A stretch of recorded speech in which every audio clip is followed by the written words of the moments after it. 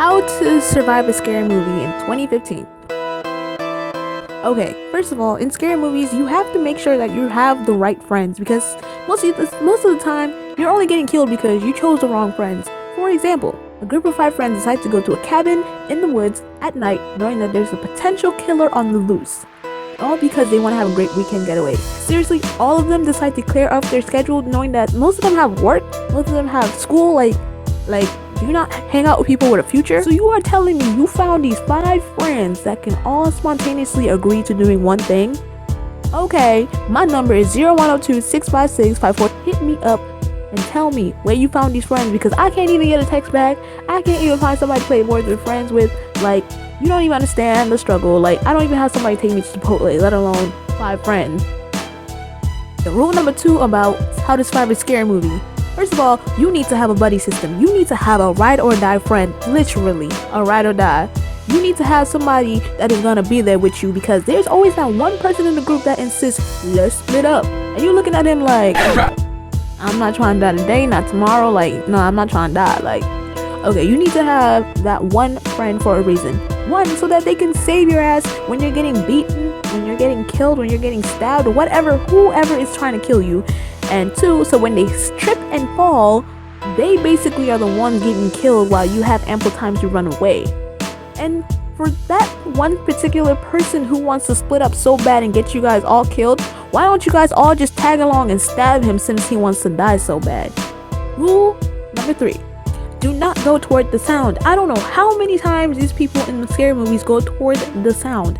If you are in the kitchen and you know you are the only one in the house and you hear a plate fall on the 3rd floor, do not go up there talking about, who is that? Who's there? If you hear something fall, you better get out your house because that house is haunted. If you are in a house and you hear a sound behind the door, don't go investigating your death. The only sound you should be going towards is your mother calling you and telling you that food is ready. She's only tricking you so you can come set the table. If you are in a hallway with lots of rooms and there's that one specific room at the end of the hallway that literally screams, mind your damn business, do what it says, mind your damn business.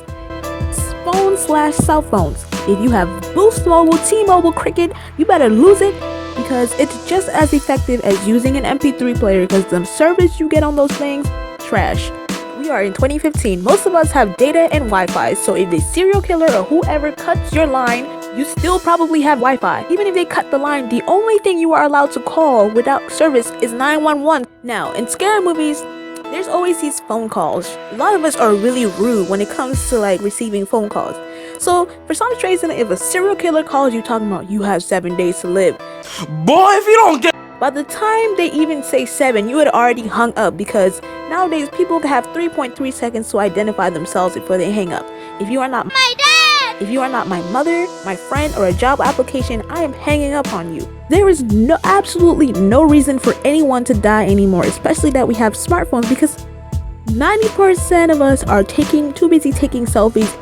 You're over there putting your life on Snapchat and all of a sudden you raise your phone to take a selfie and what do you know? You can notice that there is somebody behind you. You already have an advantage because you have spotted the person before they try to kill you. Pretty much the last 30 seconds of your Snapchat story is pretty much you getting killed, but at least we identify who killed you because it is in your Snapchat story and your legacy will live on for 24 hours before it deletes itself. Why is it that in all scary movies, these people decide to buy the house that supposedly somebody got killed in? If you know that your house is cheap and nobody has bought it in 15 years, do not buy it. And why is it that in all these scary movies, these people do not turn on the lights?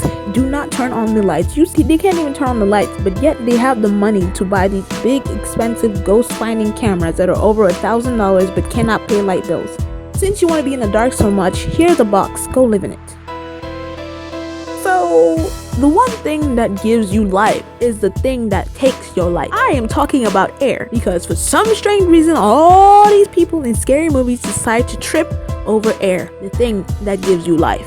Oh, the irony. These people decide to run into the woods where they know that they did not take any flashlight, so they trip over a little rock, they turn around, their leg is broken, so they are crawling for their life and they're like, please don't kill me, and the bad guy is not even anywhere near them. Why don't you do us all a favor and just trip and fall into a coma? Though there are always those friends that you're running with them and then they trip and fall and they have the nerves to say, go on without me. Sorry, boo boo, I was gone like the wind before you even insisted. Head up for part 2 because I will go on a rant.